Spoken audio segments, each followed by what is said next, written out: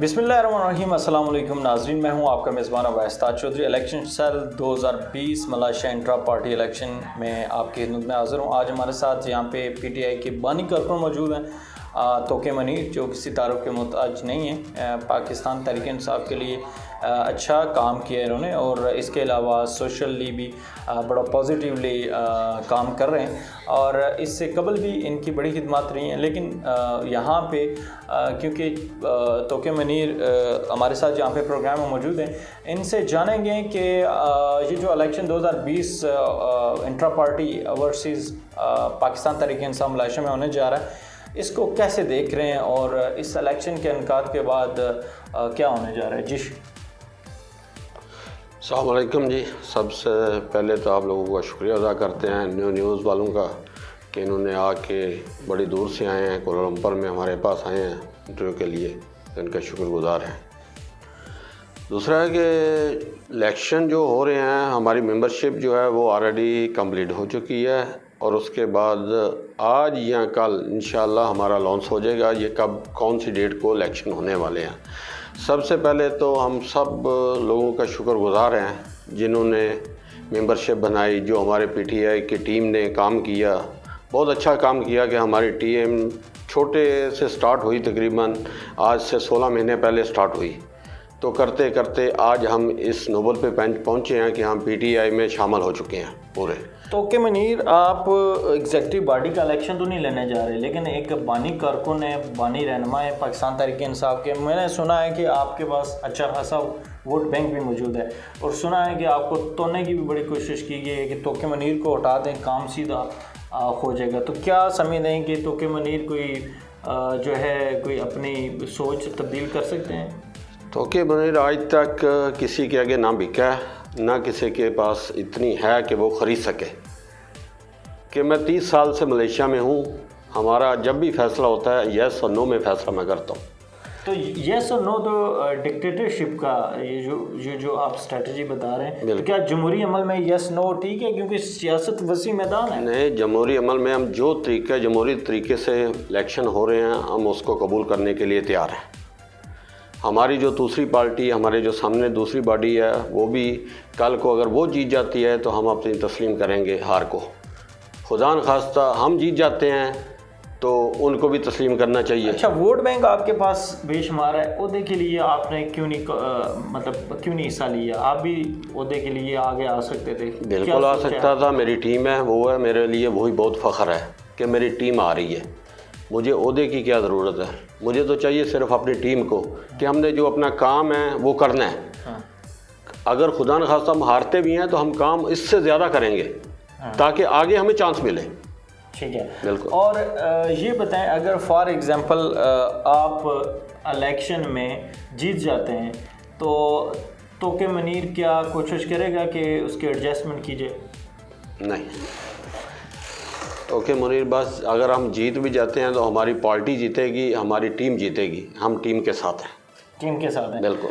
अच्छा, एक और सवाल मैं करना चाहूँगा आपसे, क्योंकि आप ज़्यादा सोशली लोगों के साथ अट्रैक्ट होता है आपका मार्केट के अंदर, क्योंकि आप बड़े एक्टिव हैं इस लिहाज से, मैंने खुद देखा है कि। लेकिन इसके बावजूद कुछ लोगों ने आप पे कीचड़ भी उछालने की कोशिश की, इससे कबल के 4, 8, 10 बंदों की लाशें पाकिस्तान भेज के कोई सियासत नहीं कर सकता, ये कोई लीडर नहीं बन सकता। खुद को आप किस मकाम पे देखते हैं और जो लोग इस तरह का प्रोपेगेंडा करते हैं उनको आप क्या मैसेज देना चाहते हैं?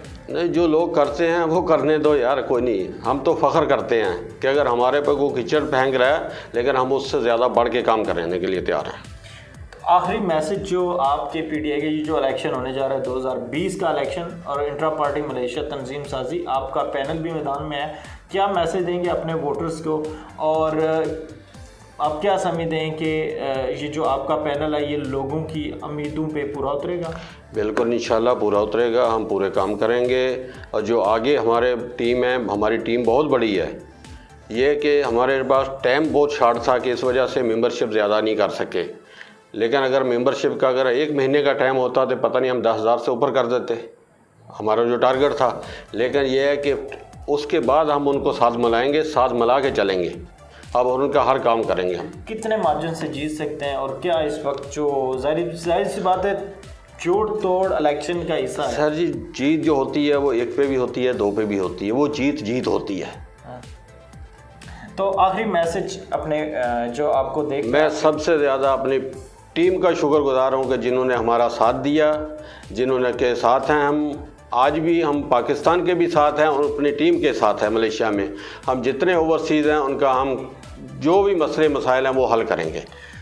हमारे साथ तोके मनीर मौजूद थे जो कि एक समाजी तौर पे भी बड़े एक्टिव हैं और इसके अलावा पाकिस्तान तहरीक इंसाफ के सीनियर रहनुमा भी हैं, बानी भी हैं। कहते हैं कि मैं ओहदे का मोहताज नहीं हूँ, ओहदा आना जाना है, लेकिन मैं अपनी टीम पे मुकम्मल एतमाद करता हूँ, उस पर उनका मुकम्मल यकीन है, कामल यकीन है। उनका ये भी कहना था कि जो लोग कीचड़ उछालते हैं वो उनका काम है, हमारा काम है लोगों की खिदमत करना।